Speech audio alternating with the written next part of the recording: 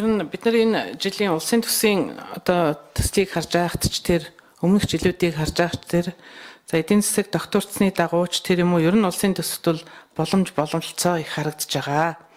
Тэгэхээр улсын төсвийг бол татвар төлөгчд л бүрдүүлж байгаа. Татвараа төлдөггүй зайлс хийдэг аж ахуйн нэгж гэж ер нь байхгүй. Ялангуяа тэр эхний 100 аж ахуйн нэгж бол татваруудыг бол маш сайн төлж байгаа. Энэ хүн цаг үед долларын ханш улс төрчдөөс олсон өмнөх засгийн газруудын буруугаас олсон эдийн засгийн буруу үйл ажиллагаанаас болсон энэ долларын ханшны эрсдлийг ч хөрхий өөрч төлж байгаа нь үнэн шүү. Бид нар дандаа татварыг авах тат гэсэн бодлого байж болохгүй. Төлж байгааг нь дэмжих хэрэгтэй. Хүнд байгаад нь хөнгөлсөн бодлогоо хэрэгжүүлэх хэрэгтэй л гэж ярьж байгаа болохоос биш татвар битгий төлөөрөө төлөхгүй шүү гэсэн бодлогыг ямар ч улсын их хурлын гишүүн ярьдаггүй. Ялангуяа эдийн засгийн хүнд байгаа үед бид нар бүгдээрээ дэмжиж энэ өмнөх янз янзын татварын бодлого гаргаж ирэх чинь дэмжээл явж ирсэн. Тэгтэл ажил олгогч нарыг энэ хөдөлмөрчдийг өнөөдрийн нийгмийн даатгалын нэмэгдлээс цаашдаа энэ хэрэгжихгүй байгаа хуулийн хилмигдлээс хэн хамгаалах юм бэ? Бид нар л хамгаалах ёстой зөв бодлогыг гаргаж ирэх ёстой шүү дээ. За өнөөдрийн олон улсын гэрээ хэлцэл конвенц нэгдэж байгаа нь яг татварын хяналт шалгалт сайжруулах нь зүйтэй л баг.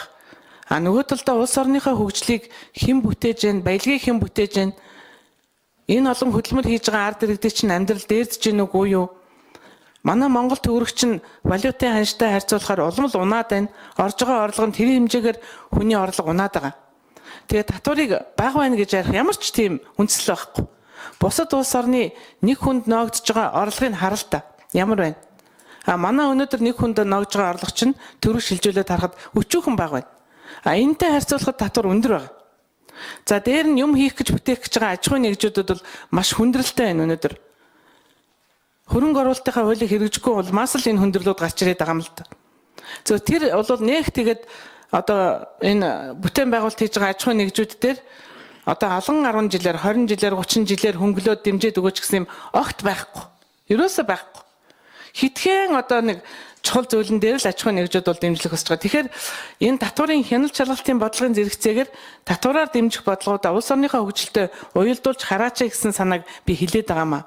Өнөөдөр бид нар талхнаасаа ахуулаад, гутал утаснасаа ахуулаад, уул уурхайн бүтээгдэхүүний боловсруулаас ахуулаад аж үйлдвэрлэх шаардлага нь үнэхээр бидэнд байгаа.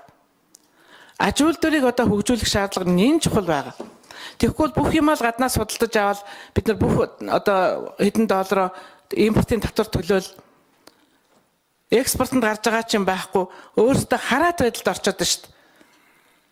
Тэгээд татварыг бүрдүүлэгчтэй дэмжиж татвараа. Татвар төлөгчтэй олон болгож татвараа цуглуулна. Энэ бодлогыг л аж үйлдвэрийн зовлон жаргал үтсэн хүнийхээ хувьд яриад байгаа болохоос биш энэ олон аж ахуйн нэгжүүдийг татвар төлөвлөхөө гэсэн бодлогыг хэн ч яриаггүй. Төлж л байгаа, төлсөөрч байгаа. Бид нар төл нэмэхгүй хичээл цаагаараа 1-2 хувиар 0.5% ч юм уу нэмээл ах. Тэг ингэж хуурч болохгүй үстэй. Цаасан дээр хараар бисцэн хуйлаач хэрэгжүүлэхгүй. Тэгэхээр энийг өнөөдөр бид нар бас энэ олон улсын татварын хяналт шалгалтын байгууллагатай нэгдэж байгаатай холбоотойгоор ерөөсөө татварынхаа бодлогыг бас ухаалаг болгооч.